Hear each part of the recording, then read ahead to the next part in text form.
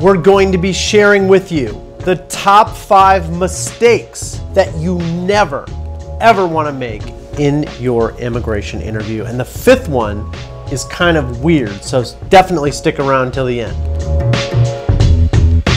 I'm Josh Goldstein. I'm an immigration lawyer. I'm based in Los Angeles. Our firm also has an office on the East Coast in Boston. We help people across the country and around the world reach their immigration goals. Whether it's green cards, visas, work permits, or citizenship, we're with you all the way. And there's nothing more important to reaching your immigration goal than absolutely doing your best at your interview. This is the video is part of a playlist that we call the Ultimate Guide to Immigration Interviews. We're going to be going deep into all aspects of immigration interviews.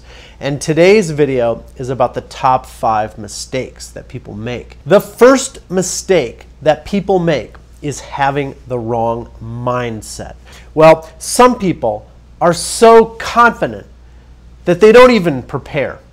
And that's not right. Other people are so nervous that they completely freak out. I had a client one time who was terrified of his naturalization interview. He went to the interview, and when he was approved, out of shock, literally fell onto the floor and couldn't get up. Other times, people think that the interview is a fight where you're going to battle the officer. The correct mindset is that you have to be thoroughly prepared, and you want to do everything you can to persuade the officer that you deserve to be approved. That's the right mindset. Thorough preparation and relentless determination to persuade the officer that you get approved. The second biggest mistake is leaving documents at home. One of your goals at the interview is at the end of the interview, whatever document that the officer asks you for, you have it with you. If you say, "I didn't know you were going to ask me for that. I left it at home," then you flunked this test. Whatever document you have that has any potential relevance at all whatsoever, bring it with you. Recently, I had a client. He waited 3 years for his immigration interview.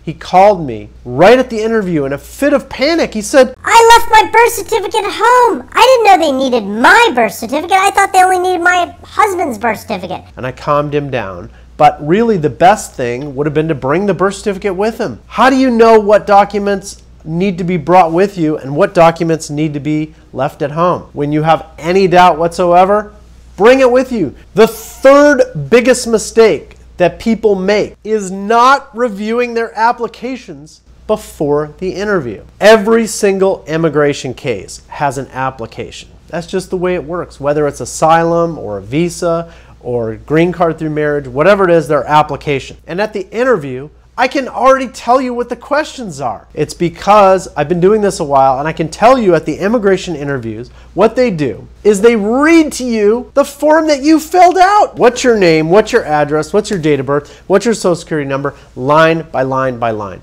Is this exciting? No. Is it tedious? Yes. But that's the way they do it. You already have the questions ahead of time. We had a client recently at his interview. They started reviewing his address history. How long have you lived at your current address? When did you move from your last place? And then where did you live? 5 years of addresses. They went over all this with all the dates. And he was tripped up. He couldn't remember. Why is it that he couldn't remember 5 years of addresses? Well, it's kind of hard for a lot of people who've moved around a lot. He's already done all the work. All he had to do to crush that part of the immigration interview was to review the application right before the interview and go over the date so he had it in his mind. The fourth biggest problem when it comes to immigration interviews is guessing. If you're asked a question in your immigration interview and you don't know the answer, don't just make something up. Don't guess, because you can easily just say, "I don't know." That's a legitimate answer. But if you guess and you get it wrong, then the officer might think you're lying.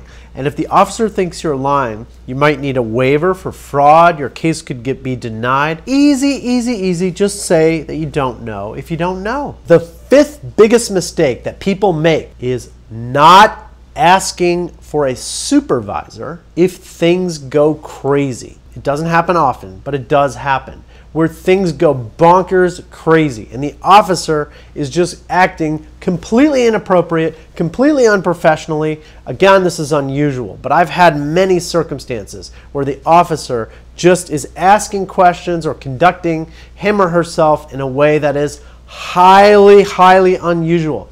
I had one immigration interview that accused the client of farting during the interview. The officer wouldn't conduct the interview. He was very upset.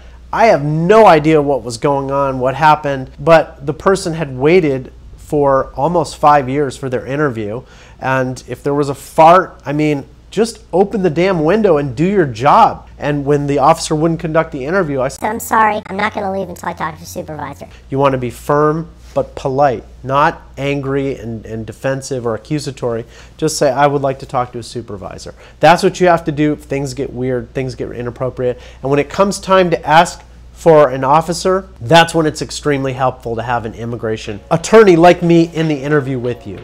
If you have questions about interviews or you need help, put them in the comments below, and I'll see you in the next video.